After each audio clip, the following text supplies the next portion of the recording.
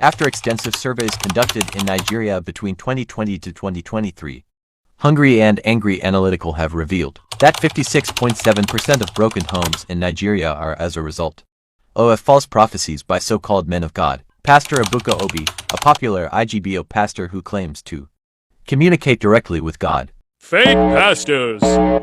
False prophecy. False prophecy. Look at that lady. Look at that lovely woman.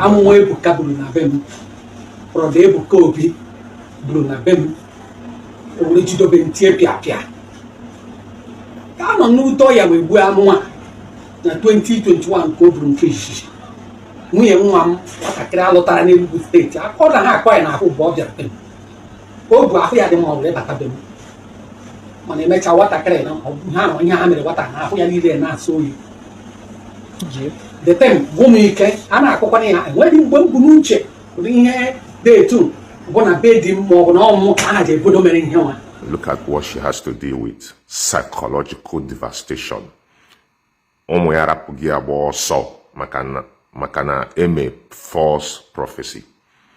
Ebukobi, what after the person? Yes, Ebukobi did not mention them, but you pointed fingers in her direction that she's the one responsible for what happened to her children. Her daughter-in-law has a sickness that wasn't detected, and you told them it was someone that made it.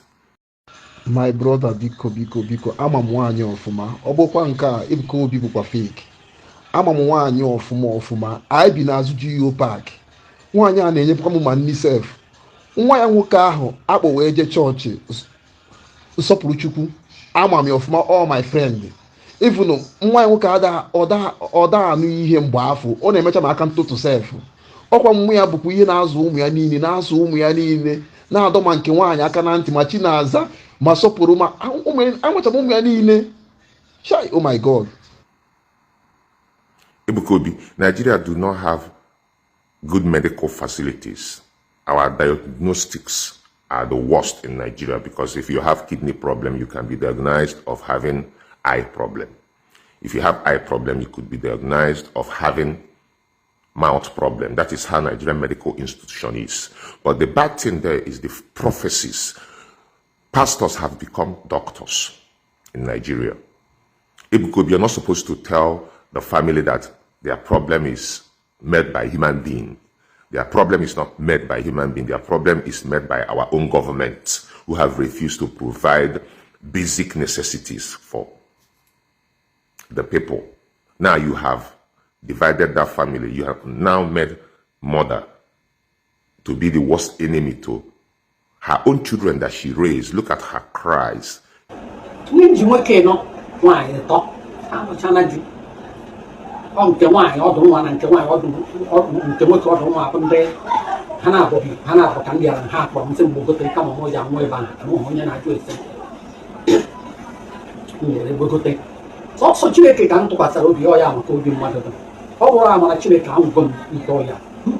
better call that woman back and fix her life, because you have destroyed her life.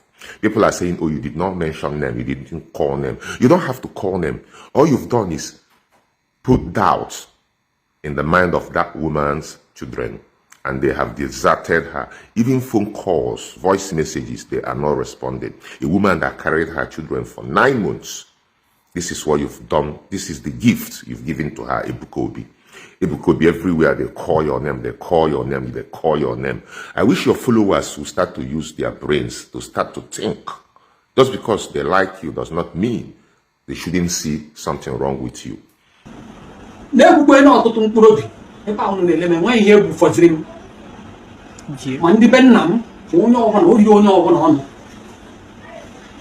Relation niile fugoro ihe a oriri ha ọnụ ma ndị na-akpọ ụmụ ha na-ajụ ha sị gị na-enwekwa ihe nke a. So biko nụ onwekwe ihe egbufọrọ m egbuchago m ole eji egbu m jọsọ ndụ bụ na Chineke aka Chineke dị n'ahụ m. Ọ bụ na Chineke ma ndị ndụ nkebe isiokwu ha were pụta ihe. Look at that woman. I feel so bad for her.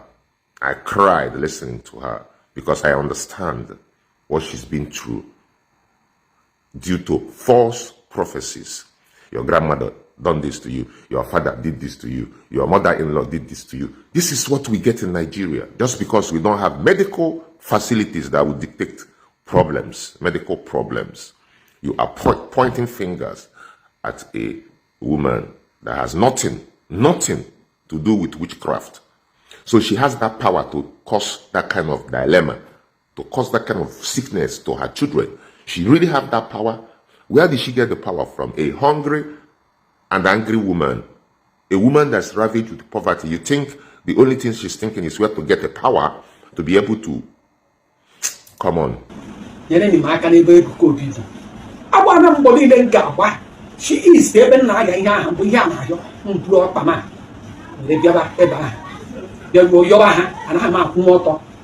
oh, check no, now you have the hanging marker, come to become my head. I have been now more to give a teacher one thing. You go to 2021, I am Taranoia. And then when you put a more job with Kobe. Near name of minister, I will be back over the Jacoba. Now your hand, but what time will keep leaving to go to him and one night for what I said, going in and then in a marker. The woman put them. You may say, well, how was I meeting? Yeah, she does. I don't care how you live in a floor. Maybe when you're on a minister. Ndi Kenya maka wale lawa mwade bara moto wale pota meba jiro 1 naira because you one man eba ko wacha na ya wale 500 yen se mo lawa okwe twa he kworo nwanne wo ke mi tiri siti na ke mebro no mo bro nwanne ka ujima ya nko wore ya na obra mma ka mo jiwe bia mo yeri etaka ya ofu ndozo na ya na hegu amma no mara onye boro ma amma mo choba ya nti anya ni maka ka mfa ebuka si obi ya abo kwa ni ha na eme expose otobodo mo putara ya ka ya ofu ndem mmadu age na akpali ile na-ebe were bịa ebe ahụ ọtụpụrụ m ọnụ nnọkọ ebe ahụ yọga ha ekwu n'aka ndị mmadụ enweghị onye nyere nri n'aka ndị ọrụ ya niile enweghị onye nyere nri ma onye na-ahụ maka testimony abakwuru ya ọbara ya ihe a abụghị testimony ma ọ gara ọ bụ ihe a na-enye na testimony nwere onye chọrọ inyere m aka Ebuka Obi. One day it will be exposed. Ebuka Obi. I'm about Dr. Chido. I work with Hungry and Angry, and they are gonna go. Ndi we na-ewe, ndị are gonna go.